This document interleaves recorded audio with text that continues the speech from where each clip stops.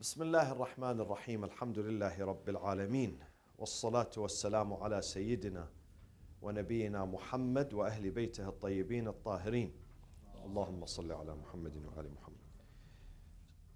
So the ma'thur, the first type of tafsir, we studied some samples of that type.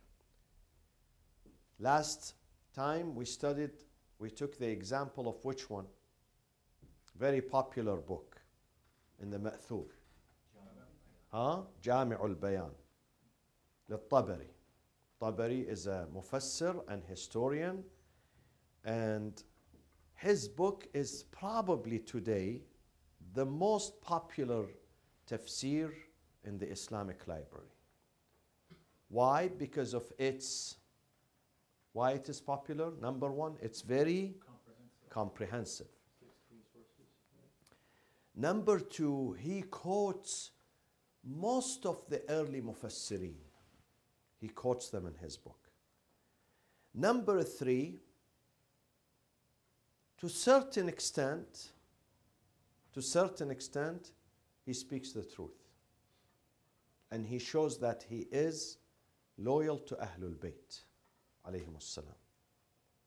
But then, also he has the common problem, which is found in the books of tafsir, especially this tradition, the ma'thur, the textual, which is what? The common problem. Exactly. Without filtration. And then when you ask the author, how come you put this riwayah? He says, I put it. For me is to put it in my book. For you is to research and see whether this is right or not. But for me is to put this in my book. Now let's go through another 5 types of ma'thur. Maybe one day we bring them here, we examine them, but you have to write about them. Please, write their profile, because these are important for you to know what type of tafsir is this. So when you enter a library and it has many books of tafsir, you have an idea that, oh, Tabari, yes, I know about it. I have some notes about Tabari. I know the Ayyashi, I know the Tha'labi, I know the Qurtubi, I know. So this is very important for you to have the general idea about the tafsir. Which direction he takes. What is his methodology of tafsir? Each one has his own methodology.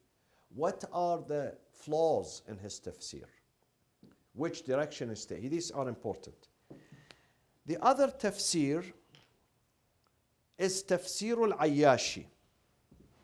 Tafsir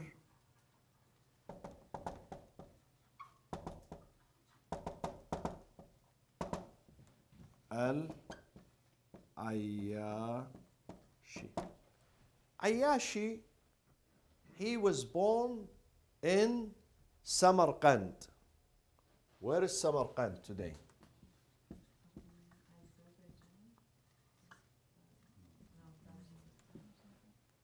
One of these, Tajikistans, whatever. I think Tajikistan. Or Uzbekistan. Either Tajikistan or Uzbekistan. But at that time, Samarkand was one of the flourishing intellectual cities in Islam. Samarkand. So originally he's from Samarkand, and he was Sunni and he converted to Shia Islam. Yeah? He became Shia. So he was Sunni. So he became Mustabsir. And then he died, of course, at 320. So this is one of the early tafasir, 320 Hijri. And he, beside being mufassir and exegist of the Quran, he was muhaddith too. Muhaddith means what? Muhaddith, transmitter of hadith.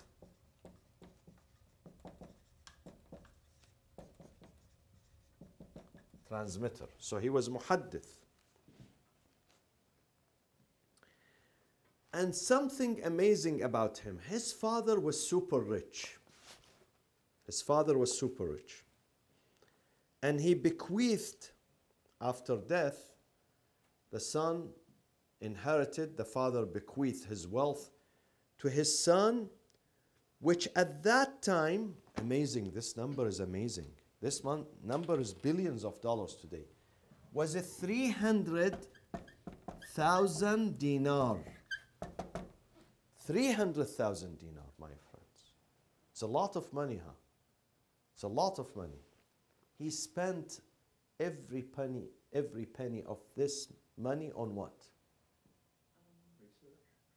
On research and studying, on ilm. So he traveled. He traveled widely and he spent all the wealth of his father on studying. Something amazing about this man, because people usually they buy, properties, whatever, they travel, they Lamborghini, but he spent it on learning and disseminating knowledge. And he became one of the fuqaha. Ayyashi, his tafsir is popular, and he became one of the fuqaha of the Imamiyya tradition. So he has a tafsir. His tafsir, Tafsir al-Ayyashi, considered one of the ma'thur, one of the tafsirs of the ma'thur tradition, but ma'thur from whom? He quotes whom? Only Ahlul Bayt, only the family of the Prophet sallallahu alayhi wa alihi wasallam. But unfortunately, part of it is missing. In fact, half of his tafsir went missing until Surah Al-Kahf. Surah Al-Kahf could be in the middle of the Quran, chapter 18. So from the beginning until Surah Al-Kahf is found, the rest went missing, unfortunately. Now, let me tell you something interesting about him. In the Quran, we have in chapter 2, Surah Al-Baqarah is chapter 2, verse 238. God speaks, I will say it slow, please write it down. Write the English translation or the Arabic if you will. حافظوا على الصلوات. Be mindful of your prayers. Be mindful of prayers. حافظوا على الصلوات والصلاة الوسطى.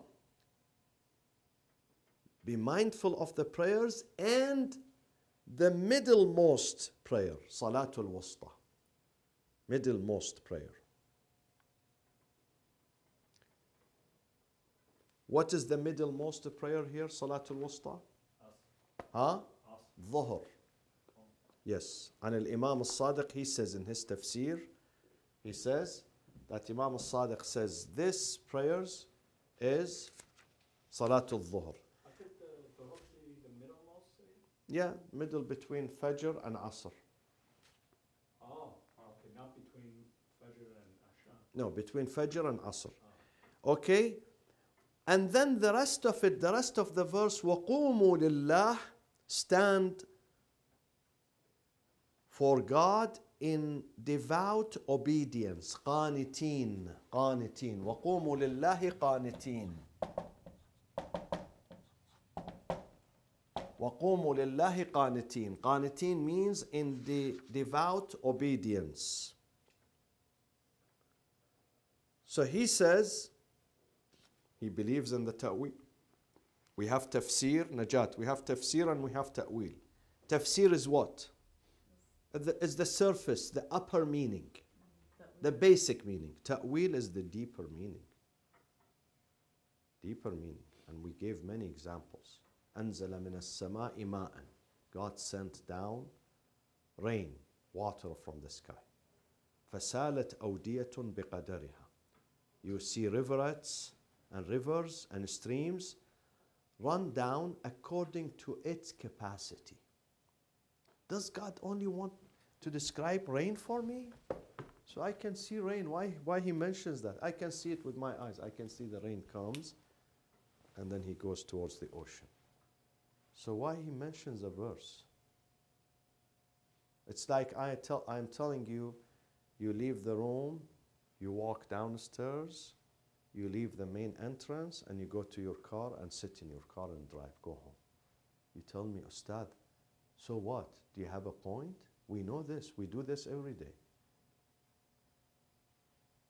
So there is a point. When God speaks about rain, so what is the point here? What is the ta'wil, inner meaning? Sends down water from the sky. أنزل من السماء ماء. So the water here is what? Knowledge. Knowledge, of course. Part of it is Ahlul Bayt. فَسَالَتْ أَوْدِيَةٌ. Each rivulet or stream, which is us, takes according to his capacity. Some people have bigger capacities, some people have a smaller capacity. Some people understand, some people don't understand, don't get it. Each one has a capacity. فَسَالَتْ أَوْدِيَةٌ بِقَدَرِهَا. Okay? So Quran has tafsir and ta'wil. So he says qanitin here. He comes to the salat. You know what he says about the salat? حافظوا على الصلوات. Be mindful of your prayers. He says these, the ta'wil of them. The tafsir is the prayers.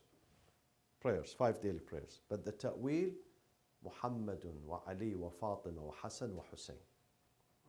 How many prayers we have? 5. And how many Ahlul Bayt we have? Muhammad, Ali, Fatima, Hassan, Hussein. And then he says, وَقُومُوا لِلَّهِ قَانِتِينَ. Qanitin, that you submit to the imams. Do not disobey them. Make qunut to them. Be devout. Be obedient to them. So this. Sorry, what's qanitin in literal In translation? qanitin when you do qunut. When you submit.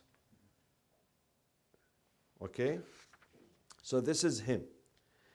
So just, taking, another mufassir is tafsir Ibn Abi Hatim al-Razi. This is not the biggest Razi, Fakhr al-Razi. This is Ibn Abi Hatim.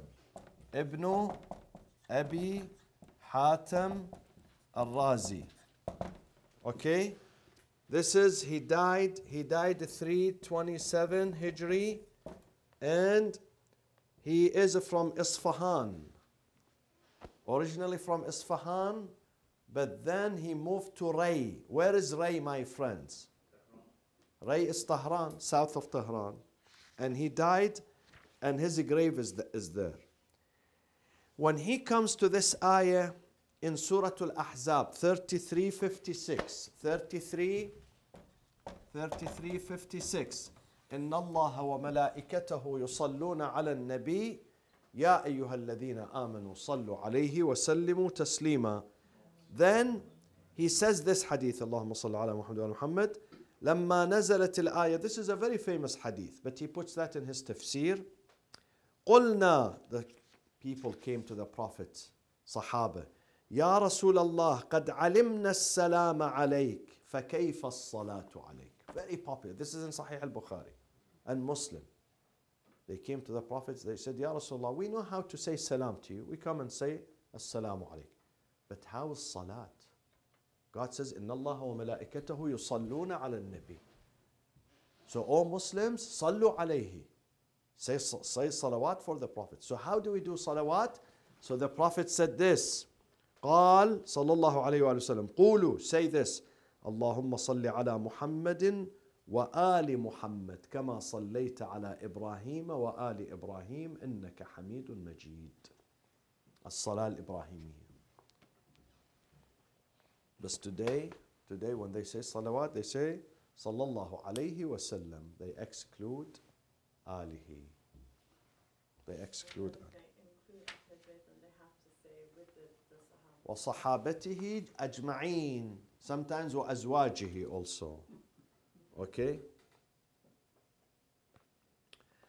And he says about Ayatul Tathir, according to the many mufassirin, that it's only Ayatul Tathir 33. نزلت في أهل البيت, not the wives of the Prophet sallallahu alaihi wasallam. 772. Let me see. 772. Yeah. 772. You know, who's Muhammad ibn Idris? Tell me. You better tell me who Muhammad ibn Idris is. This is the first name of which? Which scholar? Muhammad ibn Idris. Muhammad ibn Idris. What is his last name?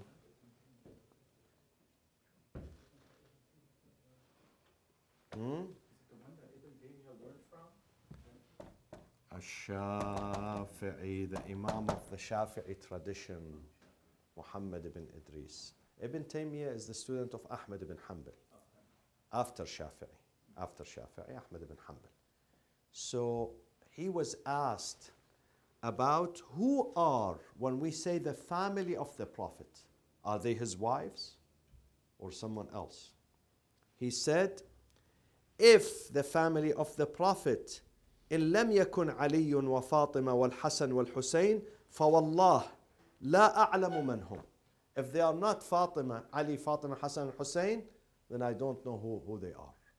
So it means only those people. This is the Shafi'i. Student of Imam al-Sadiq. Was he related to Ahlul Bayt in any way? He could be descendant, he could be. Because he has, they write about him that Shafi'i كان شديد التشيع. What does it mean, شديد التشيع? Strong Shia. But he wasn't Shia. Why? Because he was Shia in his what? In his love for Ahlul Bayt.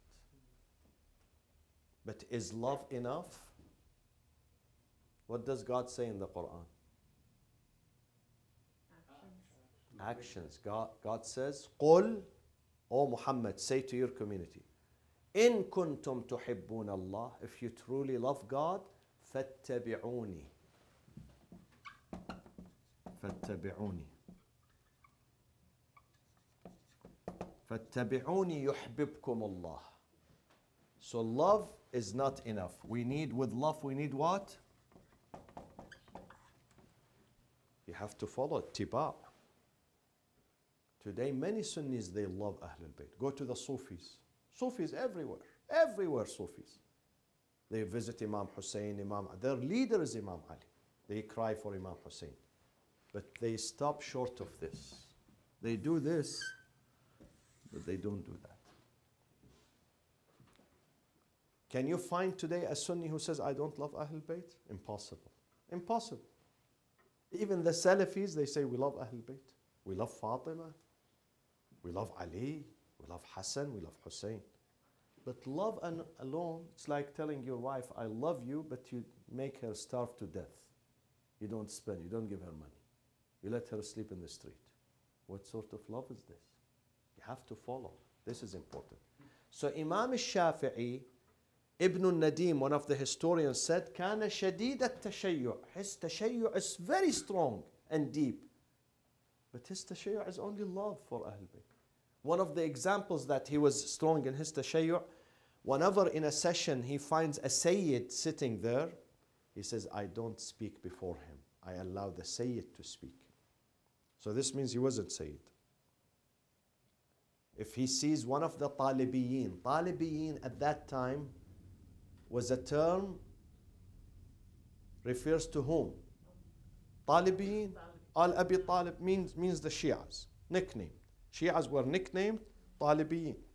So if he finds someone from Talibiyin in the session, he says, I don't speak in front of them. Those are the children of the Prophet. Imagine how much he loved them. How much he loved them. You know, when I am Sayyid, I go to some communities, they kiss my hand. I pull it. They say, no, don't pull it. We need to get barakah, especially the Afghani community. Iranians, they do something else. So, but love is not enough to respect the Prophet and his children is not enough. They have to follow. You have to follow, my friend. Go to Egypt today. You know how much they love Imam Hussein? They go to his shrine, Ya Hussein, they cry, they hold the mausoleum, they give us barakah, give us healing, but they follow someone else. They follow someone else. Okay? When you love, you have to follow. Love and alone. Love means obedience. In fact, loved in Quran means nothing but obedience and submission. So, قُلْ إِن كُنْتُمْ تُحِبُّونَ اللَّهِ فَاتَّبِعُونِي. Don't just brag about, I love God, I love God. Show me how you follow God. So, my friends. Quick question, Sayyid, around Yes, Habibi, yes, ask. Shafi school of thought. Is it those followers of that school of thought that pray with their hands down? Yes, yes, So yeah. all of them from the Shafi school of thought? Or? Most of them. Maliki. No, I thought it was actually, I heard Abu Hanifa and... One second. Those who pray, it's in North Africa. So they are Malikis in North Africa. No, not Shafi'is. No. Yes, yeah. You mentioned that Abu Hanifa and Maliki studied under Imam Jafar. So Abu Hanifa and Malik. not Shafi. Shafi'i Muhammad ibn Idris is the student of Imam Malik. Student of Imam Malik. Yeah, he's the student of Imam Malik, and Imam Malik is the student of Imam As-Sadiq alayhi salam. So we spoke about, where are we? We spoke about Al-Razi, of course not Al-Fakhr Razi, Ibn Abi Hatim Al-Razi, and then when he speaks about وَتَقَلُّبَكَ فِي السَّاجِدِينَ in Surah Al-Shu'ara, chapter... Yes. Chapter 26, 219. Chapter 26, 219. Chapter... Razi was also a Mahthur. He was a tafsir and Ma'thur, because he quotes, quotations. Depends on the text and quotations. So in chapter 26, 219, Surah Al-Shu'ara, God says to the Prophet, وَتَقَلُّبَكَ. Taqallub of Arabic is different than taqallub Farsi. وَتَقَلُّبَكَ فِي السَّاجِدِينَ. What does that mean, my friends? Who can help with the translation? Taqallubaka, you are turning over. Taqallub, when you turn over. In the loins of the prostrators. Loins. So your forefathers, all of them are what? Sajideen. What does that mean? It's a metaphor, it's an example. It means all the forefathers of the Prophet were what? Worshipping God. Until Ibrahim, until Nuh. None of them was mushrik. This is the Quran says, وَتَقَلُّبَكَ فِي السَّاجِدِ.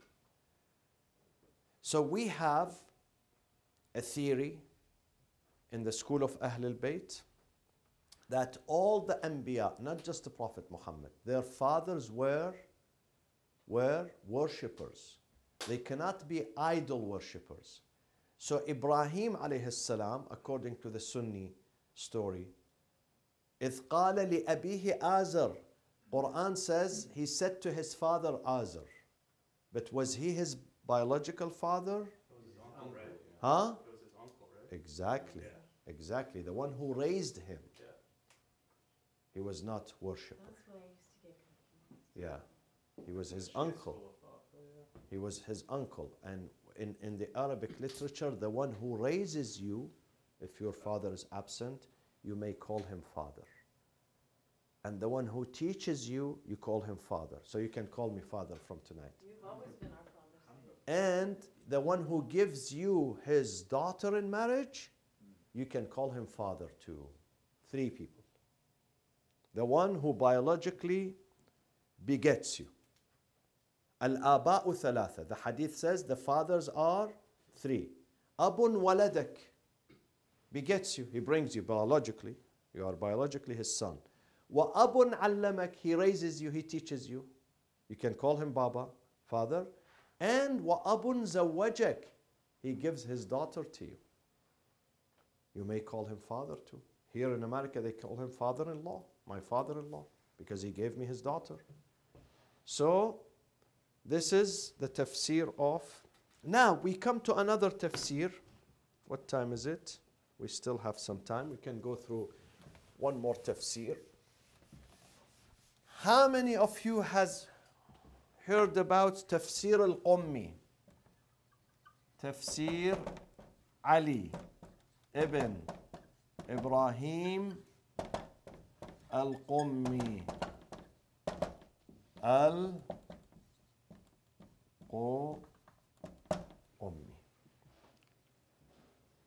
Of course, the Farsi people, they say not Qummi, Qumi, Qumi. They don't put this shadda. They don't put this. They say no, don't say Qummi, say Qumi. Different in pronunciation. This man, you know, originally he's from Kufa, but then he moved to Qum and died in Qum, so they gave him the title of Al-Qummi. Otherwise, he's Al-Kufi. He has to be Al-Kufi. He's born, he's from Kufa. It's like me, poor guy. I'm from Medina, they call me Qazwini. You're from Medina? Yeah. Really? My family, Musawi from Medina, they moved from Medina to Qazwin. Only my great-grandfather, 300 years ago, more than 300 years ago. He became the king of Iran, invited him to teach the people. At that time, Qazwin was the capital of Iran. So at the request of the king, the Shah of Iran, he came. He went to visit Imam Rida. On the way, he passed through Qazwin, so he asked him to stay. So he stayed in Qazwin. He died, and he has a grave there. His children after him moved to Karbala, but originally from Medina. You know, I used to think all of the hadiths that I'd read that said Qazwini said this, I thought. Ibn Majah, one of the 6 books, the 6 books of the Sunni, Ibn Majah is one of them. Al-Qazwini. And by the way, Qazwin was the capital of knowledge at that time. If you read the history of Qazwin, because it was capital in Iran. Like Tehran today, a capital. Like in New York, for instance. Very important city. So it has many scholars and mufassirin and historians and jurists. It's no longer that way. It's changed now. It's different. No, now it's a normal city. It's like Samarkand. It's like Bukhara. At one time, they used to be, you know, iconic cities, center of learning. Like Basra. Basra at one time, wow, Basra was Basra. But today Basra is a port, you know, a commercial city. So they lost their value. Baghdad, for instance, Baghdad during the Abbasid was very important city. Today Baghdad, well, what is Baghdad? Well, you see only demonstrations in the streets. So, so Tafsir al-Qummi, he died, of course, 329, so he's very old. And he is one of the mashayikh of Al-Kulayni. My friends, Al-Kulayni, let me remove Ibn Majah. Al-Kulayni who wrote what? What book is written? Kafi. So Al-Kulayni, he's one of the students of Al-Qummi. So Al-Qummi was one of the mashayikh teachers of Al-Kulayni. So he's very important. Okay? But we have been told something strange you're going to hear. That the tafsir which is attributed to him is not his tafsir. Is written by someone who was Alawite. Alawite, not Ithna Ashari. His name is Abu al-Fadl. Abu al-Fadl al-Abbas ibn Muhammad. So it is not the tafsir of the Qummi. Many people, they have doubt that Abu al-Fadl has written this book and attributed the book to Al-Qummi. But in fact, it is not Qummi's book. This is why many of our scholars, they say this tafsir is written by this guy, not the Qummi. Not the Qummi. He says, he was my teacher and I wrote in this book everything that he said. But some people have doubts about that. Okay? However, that does not mean that Qummi was not Mufassir. He was Mufassir because the Kulayni, he takes the tafsir of many verses of the Quran from him directly, not through Abu al-Fadl, directly from the Qummi.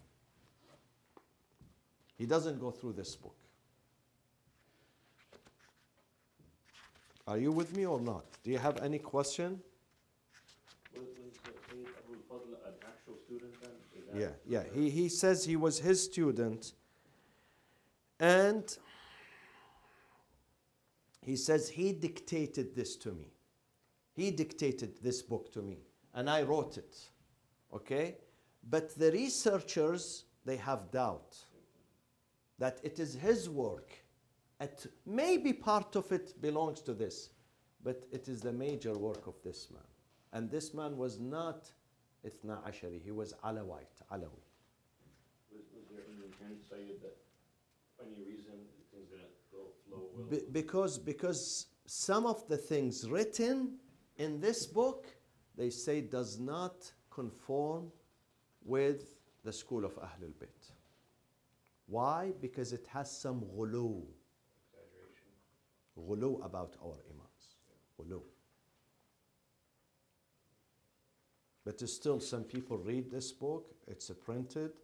Many people who love Ahlul Bayt, die-hard people, especially those who convert to Shia Islam.